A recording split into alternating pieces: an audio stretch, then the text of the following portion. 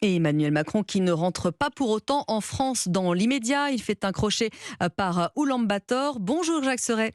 Bonjour. Le chef de l'État est en visite d'État en Mongolie. Oui, Emmanuel Macron sera le premier président français en exercice à fouler le sol de la Mongolie. Une visite qui ne doit rien au hasard après ce G7 dont les membres ont appelé Pékin à faire pression sur Moscou pour mettre fin à l'agression en Ukraine.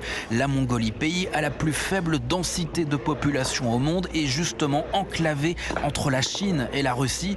L'Élysée évoque un enjeu très important sur le plan géostratégique. Il s'agit notamment, je cite un conseiller du président, de desserrer la contrainte qui s'exerce sur les voisins de la Russie et leur ouvrir le choix de leurs options. Ça tombe bien, ce pays démocratique cherche à diversifier ses partenariats et la France peut y trouver son intérêt dans le contexte de la guerre en Ukraine et des sanctions contre la Russie. Paris cherche en effet à diversifier ses approvisionnements énergétiques et la Mongolie regorge de ressources minières. Le groupe nucléaire français Orano travaille notamment sur un projet de mine d'uranium sur le territoire mongol. Ce pourrait être l'une des plus importantes au monde.